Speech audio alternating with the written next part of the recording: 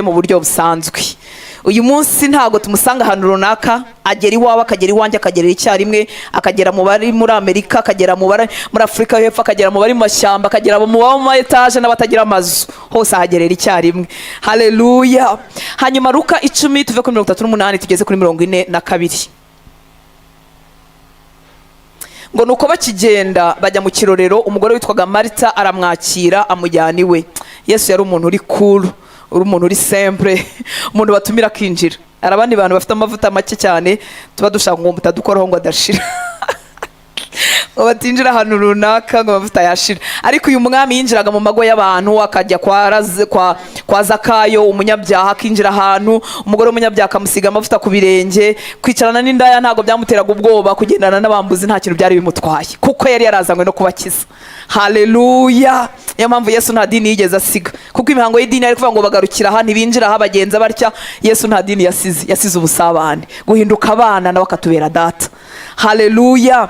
Ngo nuko bakigenda bajya mu kirorero, umugore witwaga Marita aramwakira amujyana iwe. Uwo yari afite mwene se witwaga Mariya, yari yicaye hafi y'ibirenge by'umwami yumva ijambo rye. Marita ngira ngo niwe wari mukuru, niwe wari muri urwo rugo. Hanyuma murumuna we witwa Mariya, uwo yari afite mwene se witwaga Mariya, yari yicaye hafi y'ibirenge by'umwami yumva ijambo rye. Haleluya. Ubucuti bukiza naho buva, naho tubukura ku birenge by'umwami, tutamubwira gusa ahubwo tumutega amatwi nawe atubwira. Ku murongo wa 40 ngo ariko Marita yari yahagaritswe umutima n'imirimo myinshi yo kuzimana, aho bigeze aramwegera amubaza ati, databuja, ntibikubabaje yuko mwene data yampariye imirimo, wamubwiye akamfasha? Umwami Yesu aramusubiza ati, Marita, Marita, uriganyira wirushya muri byinshi, ariko ngombwa ni kimwe, kandi Mariya ahisemo umugabane mwiza atazakwa. Urirushya wiganyira muri byinshi. Muzi ibintu biturushya n'ibintu bituganyisha kuntu bihoraho, n'ukuntu ari byinshi, n'ukuntu bitazagira igihe bigabanuka. Ngo ufite inkuru itari nziza, ntibizigera bigabanuka. Bihindura amabara, bigahindura uruhande byatereragamo, bigaturuka imbere, ubundi bigaturuka inyuma, ubundi bigaturuka hejuru, ariko ntibizigera bishira. Ariko ngombwa ni kimwe. Haleluya. Niki Yesu yarimo abwira Marita kugira ngo nawe akige nkuko umuvandimwe Mariya yakize. Ariko ngombwa ni kimwe, kandi Mariya ahisemo umugabane mwiza atazakwa, wo kuba hehe? Ku birenge bya Yesu, amuteza amatwi. Mu mpagarara z'ubuzima, ripoti za korona zibaye nyinshi, ibibazo bigoranye, ibintu bicitse, imirimo ibuze, indwara zirushijeho kwiyongera, abari barakijwe bongera bakabivamo, amakuru atari meza tuyakira umunsi ku wundi. Ngombwa ni kimwe, ku birenge bya Yesu.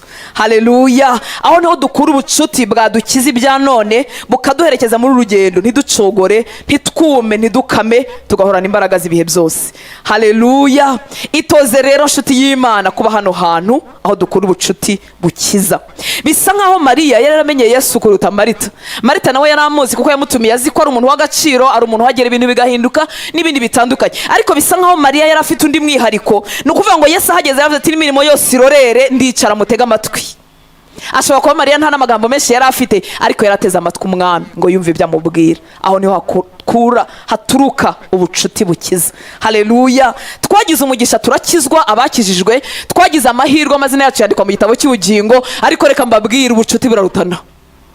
Amena. Haleluya. Ndetse nk'abakristo duhamagarirwa gukunda abantu bose, ariko siko abantu bose ari inshuti zacu, siko bimeze. Ntufite inshuti z'umwihariko, mufite ibintu muziranyeho abandi bantu bo ku ruhande batazi. Niko na Yesu afite inshuti. Haleluya. Hari igihe tubyoroshye tuvuga ngo turi abana b'Imana, turi n'inshuti ye, ariko inshuti zigirirana umwanya, inshuti zigira aho zihurira, inshuti zigira ibintu ziziranyeho, inshuti zanga kubabazanya. Uzi ko inshuti yawe ya cyane ni ikintu gikunda ukireka kuko gusa kibabaza inshuti yawe. Amena. Byinshi mu byo dushaka turimo dusaba Imana ni ibintu byoroshye, ibyo turimo dusengera ni ibintu byoroshye, ni ibintu Imana yadukora mu kanya ko guhumbya nako guhumbura, ariko Imana ikomeye cyane ku bucuti. Niyo mpamvu ishobora gukereza ikintu gatoya ngo yongere imbone, hanyuma ubucuti bwamara kwiyubaka, yabona itakintakaje, ikavuga ngo nabiriya nabimuha, ndabizi neza ko rutansi atamvaho. Haleluya. Ubucuti bufite agaciro, ubucuti burakiza, ubucuti buzana ikimenyane, ubucuti buzana umwihariko, ubucuti bushobora gutuma ungeraho cyangwa ugeraho nimugoroba nagukomangira ntunkingurire kubera ko urushye, ariko haza umuntu ufitanye nawe ubucuti burenze ubwo dufitanye ukamukingurira n'ubwo urushye.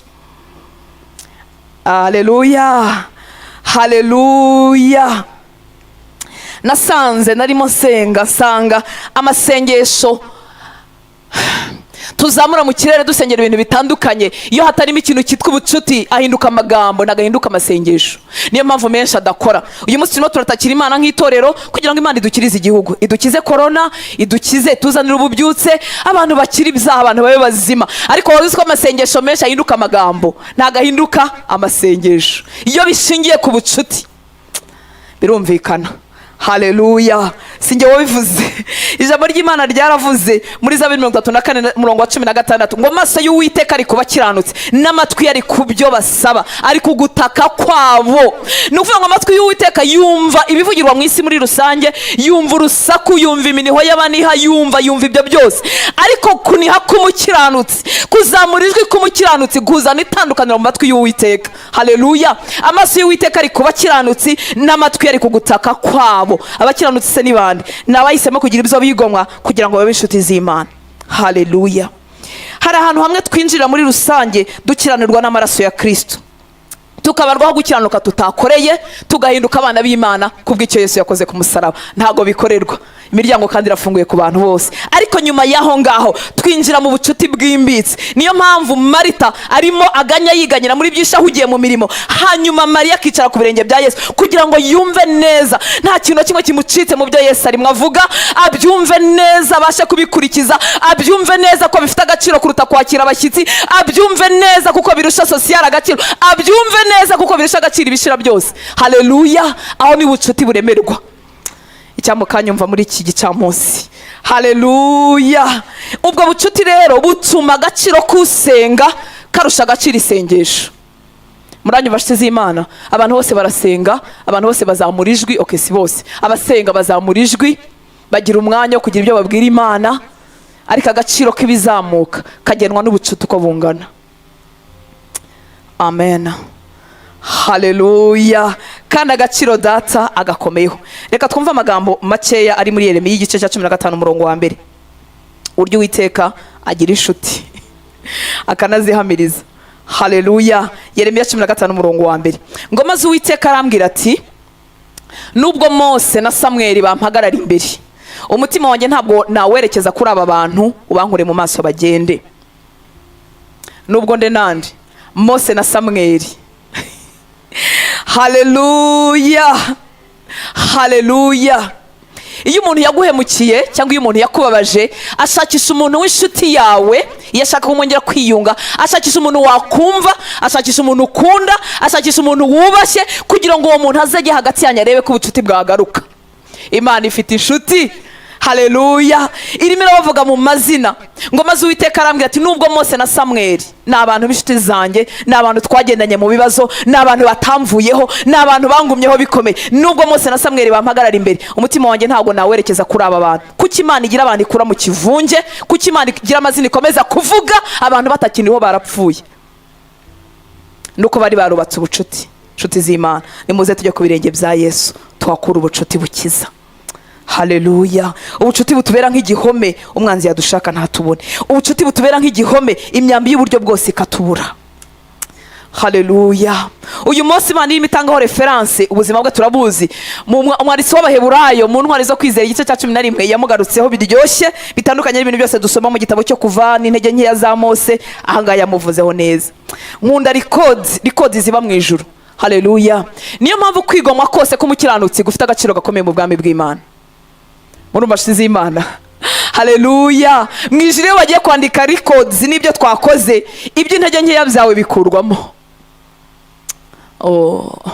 Ntago bavuga ngo yananiwe gusenga, baravuga ngo yagerageje, yari yavuze ko byuka saa 9 ariko yabyutse saa 10. Ntago bavuga ngo yananiwe kwiyiriza, baravuga ngo kuwa mbere yarabigambiriye, kuwa kabiri biramunanira, ntibahavuga. Baravuga ngo ariko kuwa gatatu yarakomeje ariyiriza. Ntago bari coding intege nkeya. Haleluya. Kuko dufite umuvugizi.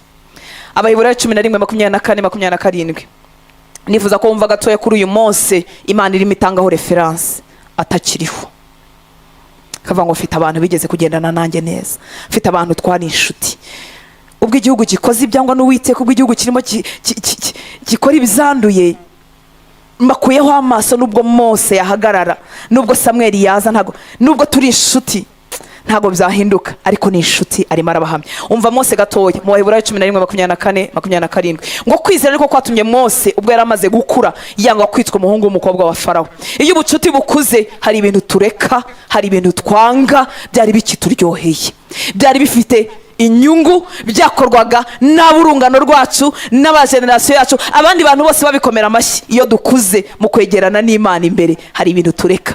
Kwizera niko kwatumye Mose ubwo yari amaze gukura yanga kwitwa umuhungu w'umukobwa wa Farawo. Mbibutse ko iki gihugu Mose yari arimo nicyo gihugu cyari gifite civilisation ya mbere ku isi. Ni nkuko uyu munsi twavuga Amerika, ibihugu bikomeye, nubwo Ubushinwa bugenda bukomera, nubwo Uburusiya bukomeye, ariko ahanga iki gihugu nicyo cyari icya mbere mu gukomera. Kwizera niko kwatumye Mose yemera gusohoka muri icyo gihugu, yemera gutakaza avantage yari ahafite, yemera gusa nk'unyazwe, ngo ahubwo agahitamo kurengananwa n'ubwoko bw'Imana, abirutisha kumara umwanya yishimira ibinezeza by'ibyaha. Haleluya. Ubucuti butuma hari ibyo asohokamo, butuma yemera kurenganwa, butuma hari ibyo areka, ngo ahubwo agahitamo kurengananwa n'ubwoko bw'Imana, abirutisha kumara umwanya yishimira ibinezeza by'ibyaha. Ubucuti butuma hari ibinezeza by'ibyaha twiyambura, tukavuga ngo biracyaryoshye, ariko tubonye ubucuti bubirusha agaciro. Haleluya. 26 kuko yatekereje yuko gutuka bamuhora Kristo ari ubutunzi buruta bw'Abanyegiputa babitse bwose. Aba bantu bari bakize. Haleluya. Kuko yatekereje yuko gutuka bamuhora Kristo ari ubutunzi buruta bw'Abanyegiputa babitse bwose, kuko yatumbiraga ingororano azagororerwa. Abareba hano gusa ntabwo ibintu bazabishobora, ariko abafite kugutumbira nk'uko Mose yari afite, ni ukuri bazagerayo. Haleluya. Kuko yatekereje ko gutuka bamuhora Kristo ari ubutunzi buruta bw'Abanyegiputa babitse bwose, kuko yatumbiraga ingororano azagororerwa. Kwizera niko kwatumye ava muri Egiputa ntatinye umujinya w'umwami, kuko yihanganye nk'ureba itaboneka. Najya nkumvishe gatoya ubuzima bwa Mose bwanditswe mu ijuru, wa wundi Imana irimo ivuga ngo mfite inshuti. Mose na Samweli bahagaze imbere yanjye, hari ubwo ibintu byahinduka kubera ubucuti dufitanye. Haleluya. Samweli ntitumuvugaho, ariko murabizi ko Samweli yakiranutse mu gihe cye. Samweli yakiranutse ari umwana mutoya, ari mu ihema ryuzuyemo ibyaha, aho abatambyi n'abaprotokole basambana, aho ibintu byari byaravanze, aho ijwi ry'Imana ryari ingumwe, ariko Samweli arakomeza yumva ijwi ry'Imana. Haleluya. Arinda saza atarabivamo. Amaze gusaza aravuga ngo mpagaze imbere y'Uwiteka yasize amavuta, namwe bwoko bwose nimunshinje. Ngo ubwoko bwose buri cyo bumushinja. N'ubucuti bwahingutse inyuma. Reka duhese icyubahiro. Haleluya. Ndifuza gutera inzara n'inyota yo kutoshywa n'ibiriho, yo kutoshywa n'ibitambuka, yo kutoshywa n'ibishira, yo kutoshywa n'ikintu ngo nuko n'abandi bantu bose bagikora. Imana igira inshuti, kandi ubu ni ubucuti bukiza. Ubu bucuti bukiza buraruta abantu bafite amavuta y'igitangaza bakurambikaho ikiganza. Hari n'abajya bavuga ngo ikiganza gishyushye. Ubucuti bukiza niho karande zicikira. Ubucuti bukiza niho indwara zananiranye zikirira. Ubucuti bukiza niho kuba ingare n'ibintu byose tuba twarandujwe n'isi bishirira. Ubucuti bukiza niho amashagaga yanjye n'ubushizi bw'isoni niho bishirira. Nimuze duhuriye ku birenge bya Yesu. Haleluya. Niho kamere iviramo, ubumana bukagenda bugwirira muri twebwe, tukagenda turushaho gusa na Kristo. Niho iby'inyamirambo binshiriramo. Haleluya. Niho iby'iwanyu nawe bigushiriramo ku birenge by'Umwami. Ahangaha Mariya yari yicaye. Nta kiganza cyaguha umuti witeka, ariko ku birenge bya Yesu twakura umuti udashira, twakura imbaraga zidashira. Niho dukura ikakama riduherekeza tukagenda tugera mu busaza. Niho dukura imbaraga zo kutanamurwa n'ibihe. Niho dukurwa imbaraga zo kudafatwa n'imitego iyo ari yo yose. Ntabwo tuhahindukira gusa, twakura n'ikintu kimeze nk'umutamenwa kiyubaka hejuru y'ubuzima bwacu. Uburozi bw'uburyo bwose n'amacumu y'uburyo bwose n'ibikorwa bya Satani by'uburyo bwose bikatura hanga ku birenge bya Yesu. Haleluya. Icyampa ubucuti bukavuga agaciro mu mutima wawe, ukabugondira, ukavuga ngo sinzababaza inshuti yanjye, sinzababaza wanguza amaraso, sinzababaza wanyitangiye. Haleluya. Imana irakomeza igahamya muri Ezekiel igice cya 14 umurongo wa 13 kugeza kuri 14. ngo mwana w'umuntu, igihugu nikinkorera icyaha kigacumura, nanjye nkakiramburaho ukuboko kwanjye, ngakuraho urushingikirizo rw'umutsima, maze nkagiteza inzara, nkagitsembamo abantu n'amatungo. Ezekiyeli 14 kuva kuri 13. nkagiteza inzara, nkagitsembamo abantu n'amatungo, naho cyaba kirimo aba bantu batatu, Nowa, Daniyeli na Yobu, gukiranuka kwabo kwakiza ubwabo bugingo gusa, niko Umwami Uwiteka avuga. Imana igira abantu, ikomeza kuvugana nyuma y'ibihe. Imana ifite inshuti. Ubucuti bukomoka gutindana na Yesu, no kwifuza kumva icyo avuga, no kumugirira inyota igitondo n'umugoroba, ngo mwamongere umbwire, ongera unyigishe inzira zawe kugira ngo nzigenderemo, no kubumbura Bibiliya ntayibumburiye kwigisha abandi, no kuvuga ngo Mwami niki wanyigisha muri iri jambo ryawe kugira ngo bimpindukire ubuzima, no gusenga ntamubwira ingorane n'ibibazo gusa, ahubwo no kuvuga ngo Mwami mpindura kugeza igihe ngere ku kamero kameze nk'akawe, kugeza igihe nsereye nawe, kugeza igihe nkuze ndushaho kugana mu kihagararo cyawe Kristo. Imana ifite abantu. Ese murabona urwishingikirizo rw'umutsima rutaravuyeho muri ibi bihe? Umuntu arara afite ikintu bugacya cyakuweho, nta kintu cyo kwiringirwa kiri hano ku isi, nuko ahubwo amaso umwanzi yahumisha ntitubone. Mwana w'umuntu, igihugu nikinkorera icyaha kigacumura, nanjye nkakiramburaho ukuboko kwanjye, ngakuraho urushingikirizo rw'umutsima, maze nkagiteza inzara, nkagitsembamo abantu n'amatungo, naho cyaba kirimo aba bagabo batatu, inshuti z'Imana. Haleluya. Hakabamo Nowa wakiranutse mu gihe cye, igihe cyuzuye abatinganyi, igihe cyuzuye abanyabyaha, igihe cyuzuye kumuseka, we baramuseka, ariko Nowa ntiyagamburura. Kirimo umugabo umeze nka Daniyeli wakiranutse kuva mu busore akarinda asaza atabivuyemo. Ariko uzi gukiranuka uri umunyagano, ugakiranuka uri umukire uyobora ibihugu, aya mafaranga dushaka, iki cyubahiro dushaka, ko kigamburuza? Haleluya. Imana irakayaduha ariko tuyakiranukemo. Nubwo habamo Nowa na Daniyeli na Yobu wabaye kwa kundi yabaye, bya byago n'aya makuba no gushiraho abana, n'umugore akamubwira ati tukiyo Imana yawe upfe n'ubundi ntacyo usigaje, n'inshuti zikamubwira ngo ibyo ari byo byose, niba harimo ikintu kirijyana no gushinjwa ikintu utakoze, ibyo ari byo byose ubwo wacumuye ku Mana, niyo mpamvu ibi byago n'amakuba bikugezeho. Abakamufashe mu mugongo, abakamufashije guca muri ibyo bihe, nibo baje kumuciraho iteka. Ariko Yobu arakomeza, aravuga ngo gukiranuka kwanjye ndagukomeje. None Imana iracyabirata nyuma y'ibihe batakinariho. Haleluya. Nimuze tujye kuri ubu bucuti bukiza, ubucuti burema ikimenyane hagati yacu n'Imana, ubucuti butuma Imana itadukuraho amaso, ubucuti butuma no gutaka kwanjye, no gusitara kwanjye, no kuniha, n'inzozi, no guhindukira mu buriri, bituma byose bigira ijwi rivugira mu matwi y'Uwiteka.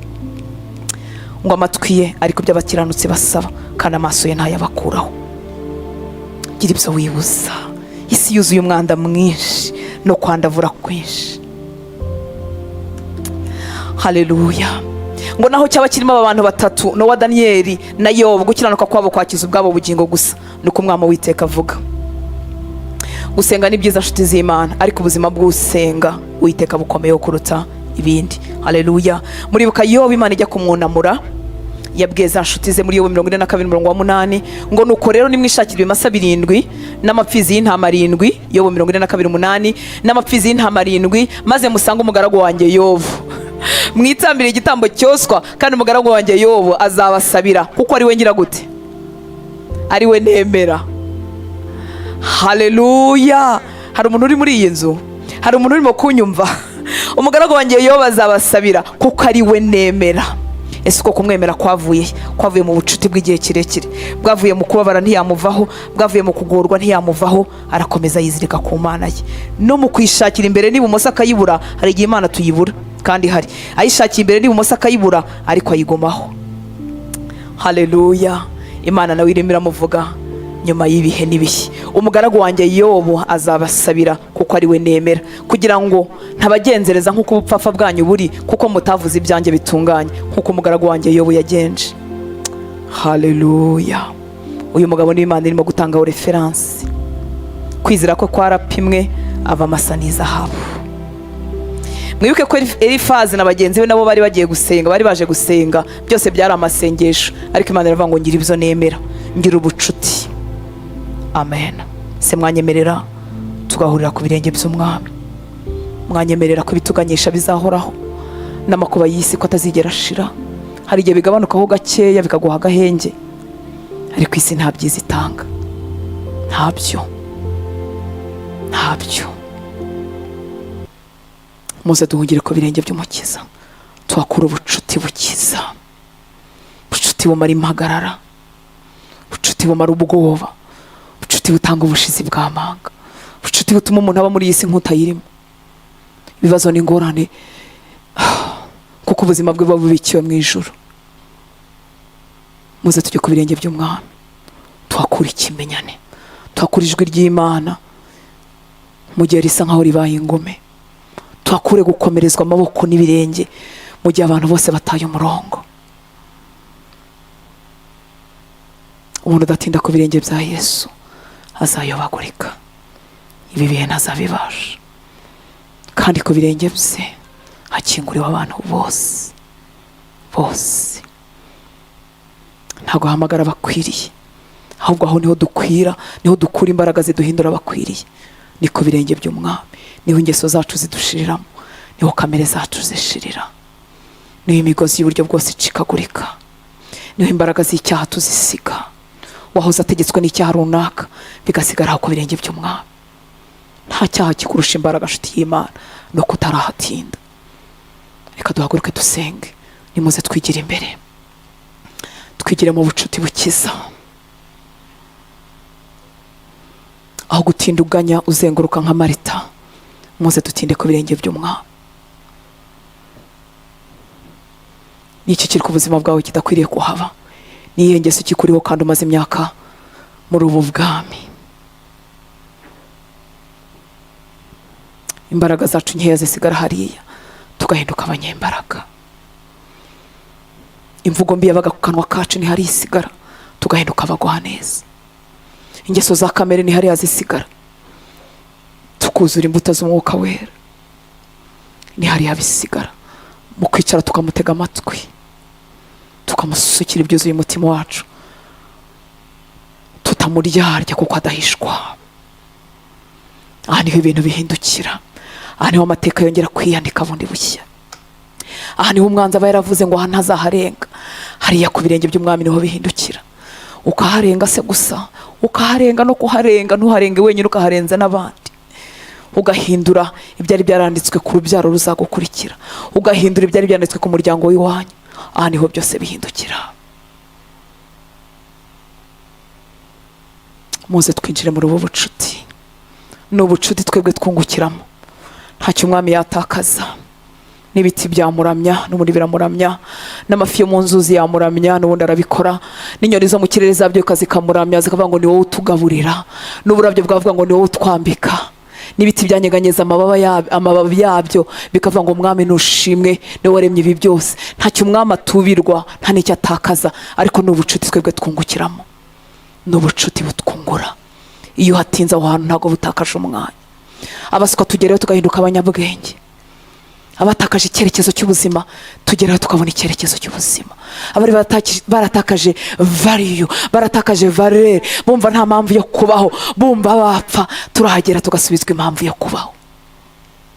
Abizina ryandujwe n'ibyaha ibihumbi no kwica byinshi mu buzima, iyo tuhageze dusubizwa agaciro. Aho niho Mariya Madalena yaboneye agaciro. Niyo mpamvu yakurikiye Yesu kugera no mu rupfu.